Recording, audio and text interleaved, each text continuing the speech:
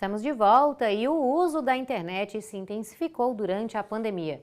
Estudo, trabalho e compras são atividades bastante realizadas pela rede mundial. Com isso, muita gente sentiu a necessidade de uma internet mais rápida. A maior demanda gerou oportunidades para o setor tecnológico. Sobre esse assunto, a gente conversa agora com o CEO da UFI, Diego Platini. Muito boa noite, Diego. Seja bem-vindo à TV Otimista. Olha só, recentemente a gente acessou o resultado de uma pesquisa que falava do aumento exponencial na compra de aparelhos celulares, de smartphones, né? Exatamente, smartphones que são os que acompanham essa evolução tecnológica obrigatória, principalmente nesse momento da pandemia. E essa situação de requerer internet mais rápida, toda essa tecnologia necessária que seja mais paramentada do que antes, que a gente já considerava como sendo, como é que a gente atende essa realidade? Como é que está para o mercado e para o consumidor? As possibilidades de baratear custos são reais ainda? O que a gente pode falar sobre esse momento? Perfeito. Primeiramente, boa noite a todos. Um prazer estar aqui conversando com vocês, né? Realmente, eu acho que o advento aí da pandemia, né? Ele trouxe um novo cenário, onde ele acabou acelerando um tema que vinha sendo muito comentado, né? Que é a transformação digital. Então, realmente, com os desafios que surgiram com esse novo cenário, acelerou todo esse processo e fez com que mudanças de hábitos e comportamentos alterassem também, vamos dizer, o perfil de consumo, né? Então, o aumento de hardwares, isso não somente envolvendo software, mas hardware, por exemplo, com a implantação do home office, que foi algo praticamente obrigatório, o consumo de computadores, de celulares, eles movimentaram um pouco da economia nesse sentido, e naturalmente, com o aumento desse consumo, é natural que as empresas consigam ser cada vez mais competitivas, diluindo alguns custos. E a tendência, eu acredito, que cada vez mais é ter uma maior acessibilidade a esse tipo de tecnologia, não somente a hardware, mas também a software. Acho que é uma tendência, diria até mais, não é uma tendência, já está sendo uma realidade, esse novo potencial de consumo, né, e de acessibilidade para a população. Agora, não tem como a gente falar nessa mudança por conta desses novos tempos, desse novo normal que vai chegando, vai demandando cada vez mais tecnologia, sem a gente falar da velocidade da internet, das conexões.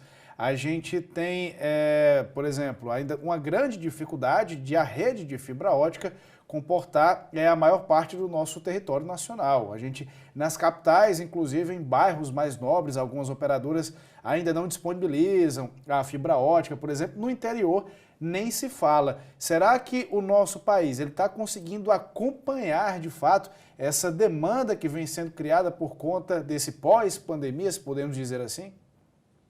Eu diria que, de maneira bem objetiva, que não, ainda não. A gente ainda tem um cenário muito heterogêneo no nosso país, né? Então, o acesso à tecnologia, ele ainda não acontece de maneira igualitária, seja geograficamente, seja por uma questão, inclusive, de classe social, né? Então, nós vamos enfrentar, sim, na verdade, nós já enfrentamos um grande gargalo, que é, por exemplo, a questão da internet, né? Então, não adianta nada em termos de processos evolutivos tecnológicos a gente ter grandes hardwares, grandes softwares, né, mas a gente não ter uma infraestrutura que contemple aí o maior potencial. Então, acho que esse é o maior desafio a nível Brasil, principalmente por uma questão de ser um país praticamente continental e potencializa esse comportamento ainda muito desbalanceado, né, um cenário muito vamos dizer, heterogêneo negativamente falando. Então, acho que pode-se falar, sim, que essa aceleração aconteceu nos grandes polos, né, nos grandes polos econômicos, capitais, mas isso não é uma realidade ainda na mesma intensidade para cidades do interior, ou então algumas regiões, como, por exemplo, região norte, a gente ainda tem uma maior dificuldade e está vivenciando um pouco dentro dos nossos projetos. Diego, pegando carona na pergunta do Ravi e na sua explicação, eu pergunto, em paralelo a tudo isso, existe o acesso à informação. A tecnologia vem avançando, a modernização é notória e todo mundo precisa se atualizar para acompanhar isso. A demanda da pandemia acelerou ainda mais, né, essa necessidade. E a gente sabe que o acesso à informação não é deliberado, né? Não é tão amplo assim. Existem diferentes sistemas operacionais também para o acesso à internet, Linux, Windows, Apple por si também, né? O sistema operacional, iOS. E aí eu pergunto, como é que a gente pode melhorar esse acesso à informação? A gente sabe que as pessoas, a massa, a maioria do povo brasileiro não tem um acesso amplo, não tem muito conhecimento sobre isso, piorou a dificuldade de se atualizar, né, de ficar se modernizando a respeito das novas demandas. Como é que a gente pode ajudar, como é que a gente pode diminuir essa dificuldade do acesso à informação no que diz respeito à tecnologia para essa massa brasileira, que é a maior parte da população e que é quem mais está precisando? Perfeito, acho que esse é um ótimo questionamento.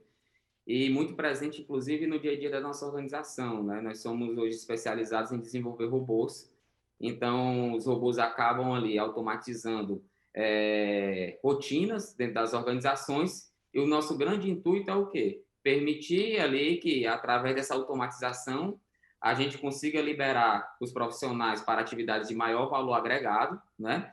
E que a organização também alcance os patamares de crescimento.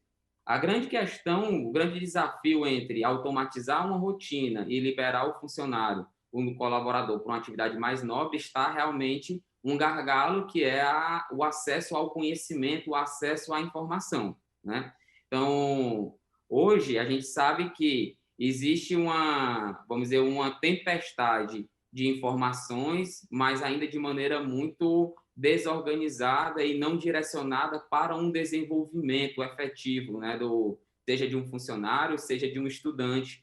Então, eu vejo que a principal, vamos dizer, ação a ser feita é realmente, primeiro ponto, a gente tem que rever o nosso modelo educacional, nosso modelo de formação, não somente na parte acadêmica, mas na própria educação básica. A gente viu aqui um cenário ainda ficou muito evidente nesse cenário as nossas fragilidades, né? Então, desde o mais básico, como, por exemplo, como é que eu vou implementar um modelo de escola remoto se a classe pobre, a classe mais vulnerável da nossa sociedade, ainda tem dificuldades com a alimentação? Como é que ela vai ter acesso à internet, né? Então, muitos países vêm tratando essa questão, inclusive tratando a internet como vamos dizer, algo de necessidade básica, né? Para que a gente consiga prover, vamos dizer, condições igualitárias para que as pessoas se desenvolvam. Então, eu acredito que essa questão da reforma tecnológica, esse ponto que a gente está passando agora, esse ponto aí de disrupção que a gente vem passando, se não for atrelado a um novo modelo educacional, isso partindo de todos os âmbitos, o âmbito governamental, o âmbito onde as empresas também se preocupem em desenvolver um plano de treinamento, né? A gente vai passar por esse período de transição, vai ser muito doloroso, né? Causando efeitos colaterais que podem prejudicar, infelizmente, a grande maioria das pessoas que mais precisam. Tomara que a gente consiga acompanhar esse avanço, né, com progresso também para os dois lados. Muito obrigada, Diego, pelas suas informações e até a próxima. Até a próxima. Boa noite. Boa noite. Boa noite.